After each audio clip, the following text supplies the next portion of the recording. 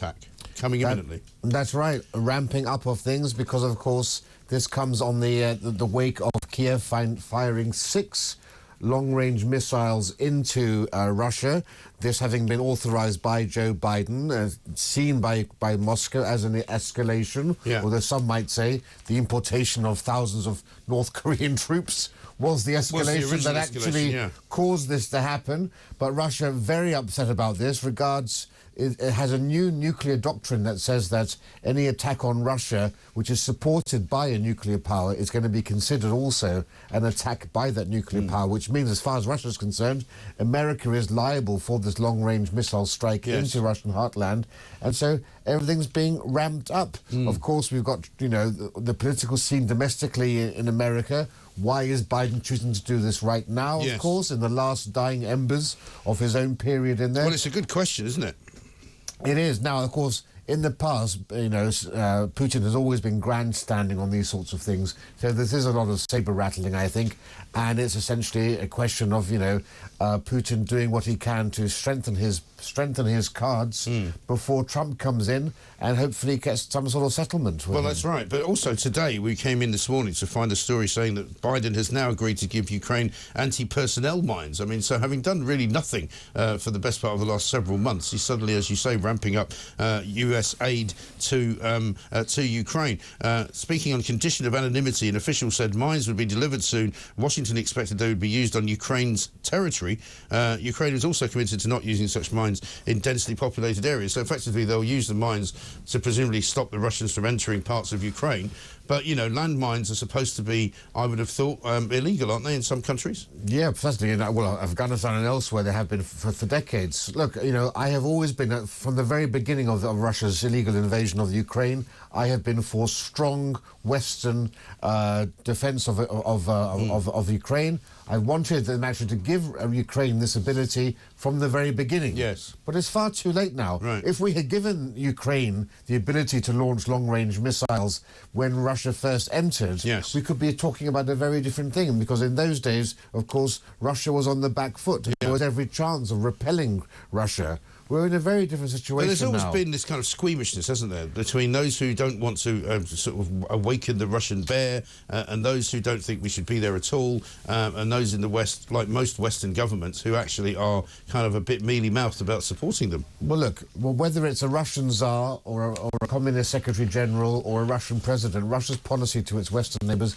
has always been one of domination and conquest. Yes. The reality of both is that the West has always been weak and ineffectual, unable to get its act together. And Russia, of course, has been taking advantage of that.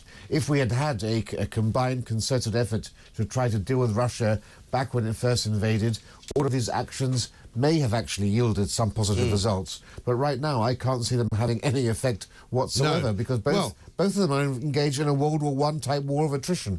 I mean, interestingly enough as well, coming back from the G20 mission that you went on over the course of the last few days in Rio, in Brazil, Sir Keir Starmer, talking about weak and ineffectual, went there once again with this mission to basically, in his words, double down on support for Ukraine and condemnation of Russia. But unfortunately, as the conflict entered its 1,000th day yesterday, the Prime Minister urged leaders gathering at G20 to double down. But after Russia lobbied major nations, including China, India and Brazil, all of which are part of that sort of alliance of BRICS, I think it's called, isn't it?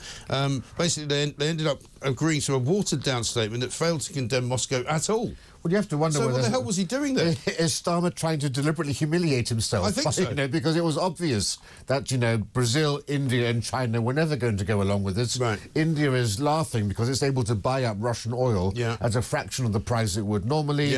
China, of course, is not only supplying money to Russia, also, we understand and believe, supplying weapons to Russia as well. And also buying an awful lot of their oil, right? Yeah, there's a new world order established. The era of Western hegemony, unfortunately, is over for all sorts of reasons.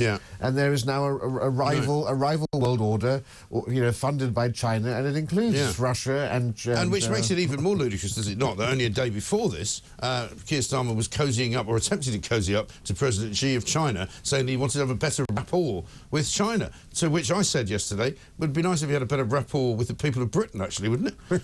who seem to hate him more than any Prime Minister they've ever had. Yeah, and of course you just have to look and to see, you know, as far as the Chinese go, they have got no idea who Keir Starmer is. No. Right? Well, we've had so many prime ministers in the last few months, right? You know, and the president of China has basically seen in and out about, what, 6 or 7 prime ministers so far. Yeah. He's got no idea who Keir Starmer is. You know, he was so impressed with Keir Starmer's pleas for, you know, people being well looked after in China, even if they might be dissidents, and he didn't really raise very many problems about that. That Xi went to Hong Kong and started locking up dozens and dozens of lawyers, professors, journalists, activists, people that disagreed with him on the grounds of sedition or something like that. You know, so I mean, China pays no attention to Keir Starmer whatsoever. So the whole trip, the G20 trip, which even now looks like it was arranged to avoid the farmers, was for nothing. He's come back once again with his tail between his legs. There's a ridiculous picture of him in the Mail today, I don't know if you've seen it, where he's having a little meeting, drinking what looks like a glass of craft beer, which would be entirely in keeping with him, with Canadian Prime Minister Justin Trudeau, and they're both sitting wearing their sort of Lord Alley supplied casual Hugo Boss trainers and jeans, and open-neck shirts. I mean, it's quite pathetic. Well, there was a tweet put out by Trudeau saying, "I'm glad to meet my progressive partner." Now, when the Emperor of Woke endorses you, that's the kiss of death, right. As far as I'm concerned. I mean, you know? literally, I mean, I've got a piece of the Telegraph coming out a bit later on today suggesting that that Starmer is now the Grim Reaper of international affairs, because everywhere he goes, something goes wrong. You know, he went to Germany, and immediately afterwards, the government collapsed. You know, he's gone to Samoa to try and make sure that reparations never get spoken about, comes back having signed a piece of paper that says, oh yes, we might give you some reparations if you don't mind. Or maybe it's a good thing he's met with Trudeau. Many Canadians will be very happy if it leads to the collapse of the Trudeau government. But yeah, I mean, look, I mean, just this entire government, you know, when you got Foreign Secretary Lammy, David Mastermind Lammy, also flying the flag for Britain around the world. I know. It is shocking. And back home here, let's have a look at Starmer and the farming situation, because I think everyone in government was quite shocked by the numbers of people that showed up yesterday. Whitehall was awash with what they're calling 10,000. It's funny, if it was a pro-Palestinian march, there'd be about 200,000 people there. But according to, you know, the BBC, who Keir Starmer on the front page of the Telegraph says are on his side on the farming dispute, there was 10,000 people. It seemed like a lot more than that. But what a contrast. That's what we call a proper protest. You know, you compare that to the hate marches of the Palestinians. Yes. Compare that to the insanity of the Just Stop Oil and the Extinction Rebellion protests. The decent backbone of England coming out to protest. And such a contrast. Dignified. And of course, Labour was all behind the Palestinian protest. Labour was all behind the Just Stop Oil. And here you get the people who actually stand up for Britain. Because this is not just about the issues of inheritance tax. This is about an attack on the traditions and the culture of Britain, which no one exemplifies better than our farmers. And the hard-working people of rural Britain, which is after all most of Britain, let's face it. It's the disconnect between the North London Islingtonian metropolitan elite who claim to be the Labour Party, but have absolutely no connection with the people who do labour on the earth and on the ground. No, absolutely right. Let's have a look at what Keir Starmer had to say about farmers when he was at the G20. The other thing I would say is this. I mean, I grew up in a rural area. I know firsthand that rural areas, farming communities, they do need the investment that we put in the budget into their hospitals, into their schools, into housing near where they are so their families can live. And therefore, the budget itself was absolutely focused on those things. But the threshold at £3 million is very high. The vast majority will be unaffected. And we need to keep making that case because where there's concern, I think the right thing to do is to meet that concern and talk it through. Yeah, meet that concern by being thousands and thousands of miles away, not meeting that concern. You know, the point is that he's now claiming, and I don't know whether this is in the same bracket as his uncle who was torpedoed in the Falklands, if you remember. He came up with all this cobblers about his... and everyone went, hang on a minute, there were no British ships torpedoed in the Falklands. Was he on the Belgrano? So, was he actually on the Belgrano? Was he an Argentinian? Now he's claiming that his whole family had come from the country. He's now claiming that he had a job, his first job at the age of 14, was picking stones out of a field, apparently, and that he's the only member of his family who now lives in the city.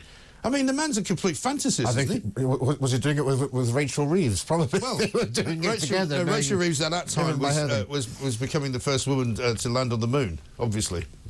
But the thing here, of course, with our farmers is, you know, £500 million or so is what they're supposed to be raising from doing all of this, right?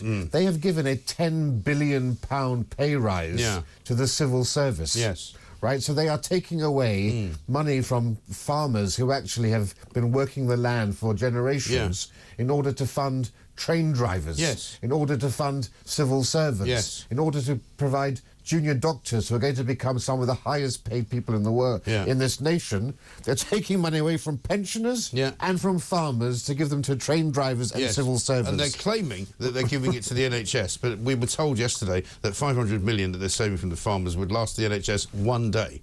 Yeah. And I thought to myself, imagine having an organisation that takes £500 million a day of funding and is still useless.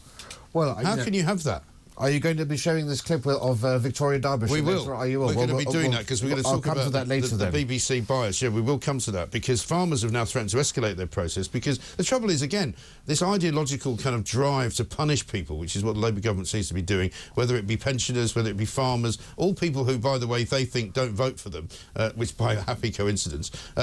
Farmers are saying, well, meet with us then, talk to us. Instead of doing that, they're sort of holding this line that hardly anybody's going to be affected. And somebody got in touch with the show yesterday and said, well, if hardly anybody's being affected, why are you doing it? What's the point? If you know that lots of people can avoid it, then why are you even putting it on there? But we know for a fact that they're using the wrong statistics. For example, you know, they say that very few farmers are going to be affected by this 500 a year.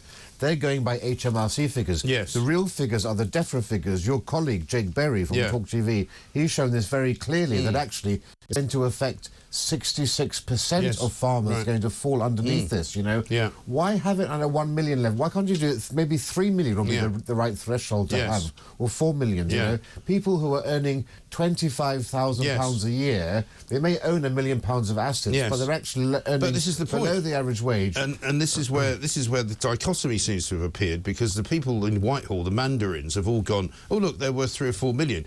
But they're not worth 3 or 4 million because they can't sell the land unless you sell the land for no longer the production of food, which I think in a lot of cases you're not allowed to do anyway. And there was a farmer on another station yesterday talking about how am I supposed to sell the land that I've got? Am I going to sell it to some solar panel company? You know, what is it that they want to do? Yeah. So the whole pave over it to build more housing. The whole idea that the Labour government is doing this for the good of the people in order to make hospitals work in the countryside is arrant nonsense. Look, let's be clear. We're getting a very real glimpse of the socialist nature of Labour. They hate the idea of small private farms. Yeah. You had Jim Tiernan, the former advisor to Tony Blair, on another channel saying that actually he wants to have Thatcherite type punishment for the farmers. Yeah. You know, this is what they want. She killed off the miners. We're going to kill off the farmers. Yeah, the Guido Fawkes website revealed that one of the chief strategists behind this is a radical left socialist who's been advising Labour, who actually wants to collectivise, essentially, small farms. Right. This is what Stalin did, right? Seizing farms from small landowners and collectivising them. It led to some of the greatest disasters in Soviet communist We had a history. farmer on yesterday from Berkshire who said at least when the Russians did it, they had the decency to shoot the farmers first.